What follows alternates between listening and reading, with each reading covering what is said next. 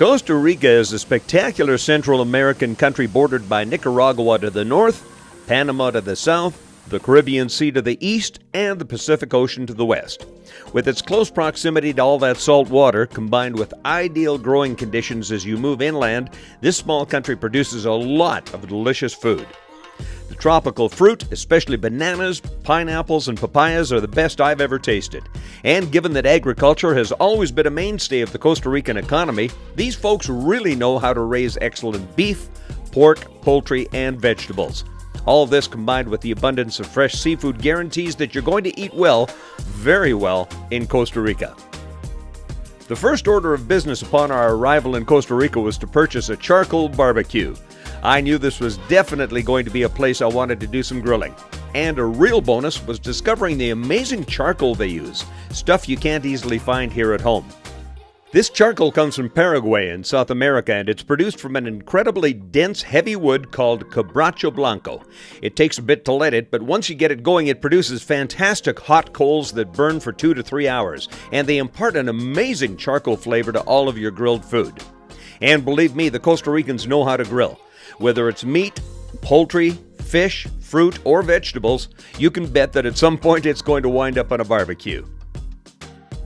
On this episode of Danny Hooper Edibles, I'll be grilling a delicious carne asada, which is a Spanish term that translates into grilled meat. Sounds pretty basic, but typically it's made from the tougher cuts of beef like flank or skirt steak, and the meat is marinated in an endless variety of spices that add flavor, citrus fruits like orange or limes that tenderize the meat, and a wild range of liquids that can include anything from black coffee to soy sauce for a little added dimension. Regardless of the combination of marinated ingredients, once the meat hits the grill and absorbs that smoky flavor from that excellent charcoal, the outcome is always out of this world.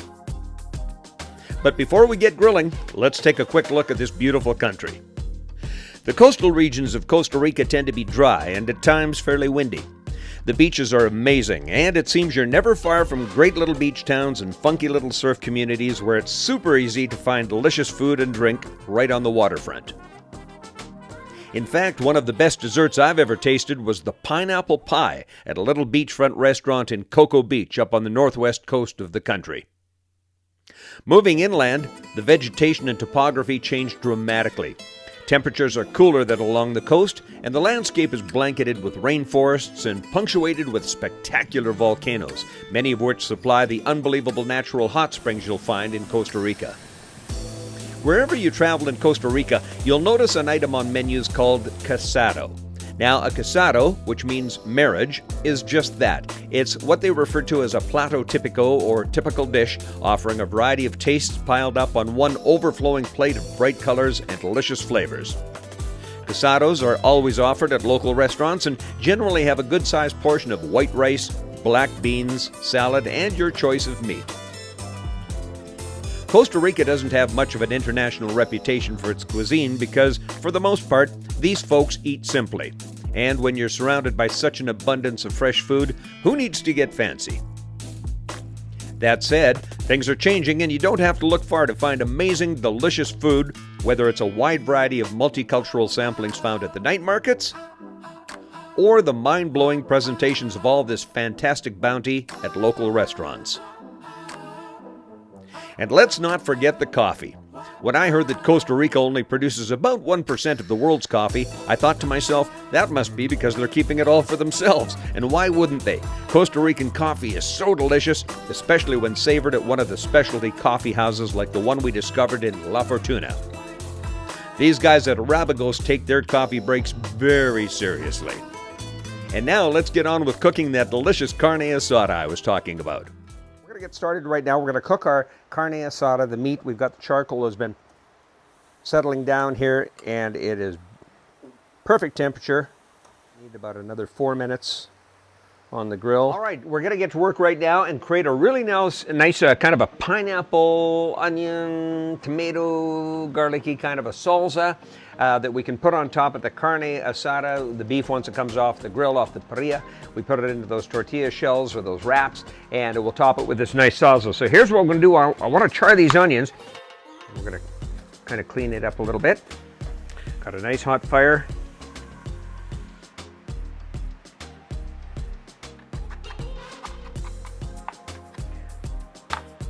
I've already cut up some fresh garlic. Again, the garlic here is fabulous. I probably got about lots of garlic because I'm married to a Ukrainian and she loves lots of garlic, and so do I, because I love my Ukrainian wife. So anyway, we've got about a tablespoon and a half of beautiful minced garlic in there, chopped garlic. Put in a little drizzle of olive oil. Throw these tomatoes in there. Now, off the charcoal grill, got some beautiful caramelized onion and pineapple. Oh man, that onion smells so sweet.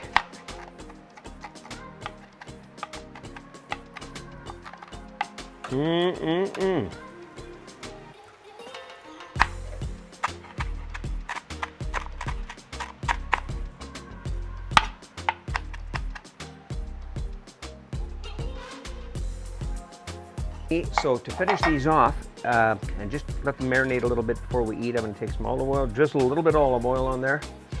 Take some fresh chopped garlic, sprinkle that over the top, and then some coarse kosher sea salt. There you go. All right, we're back working on our salsa. Going to finish that off right now, and we're going to give it a little bit of kick. These are some incredible peppers. Take a look at that thing. Kind of looks like a habanero, although it's really hot. I'm going to use about half of it for this amount of salsa. Don't want to overdo it.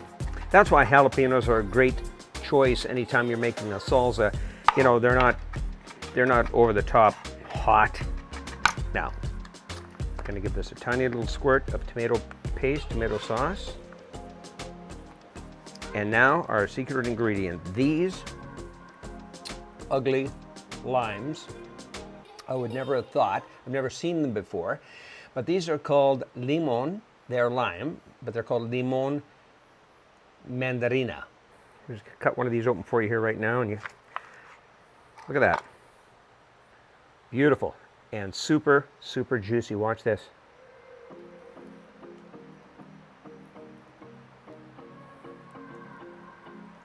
Man. Smells so good. Kosher, coarse salt, roasted pineapple, charred onion, charred pineapple as well, cilantro, lots of garlic, sea salt, and this kick-ass pepper. And that's the salsa, folks, that we're going to be putting on our carne asada. We'll just let that sit.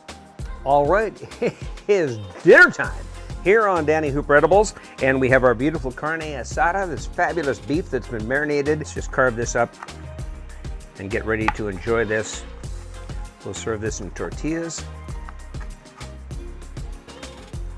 Take this, heat that up in a little pan, get it nice and warm, little tortilla shell. You put your carne asada, your meat in there, do a little bit of the salsa. Then what I'm going to do here, I'm going to take one of the grilled vegetables that we did, the zucchini, lay that right on top, and we're going to give her one of these.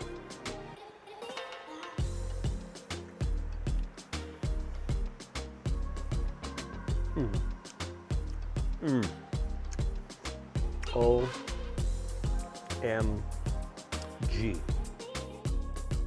A highlight of this trip to Costa Rica was making friends with some of the locals, and when the Segura family invited us into their home for a cooking lesson, we jumped at the opportunity. It was a lot of fun learning to make arroz con leche, a delicious Spanish rice pudding, and the tortillas de queso. That's homemade corn tortillas which the locals enjoy for breakfast, lunch, and at snack time, stuffed with shredded cheese. Simple, yet so delicious. The cuisine of Costa Rica is a reminder to keep it simple when cooking, and to always source the freshest ingredients available. The food we tasted in Costa Rica has inspired me to up my game by marinating more of the meats that I love to grill, and to invest in better quality charcoal. Believe me, it really makes a huge difference in the final outcome. So that's it for now. Hope you enjoyed this episode of Danny Hooper Edibles, and if you did, please be sure to subscribe to my channel. There's plenty more to come. Hungry? Let's eat!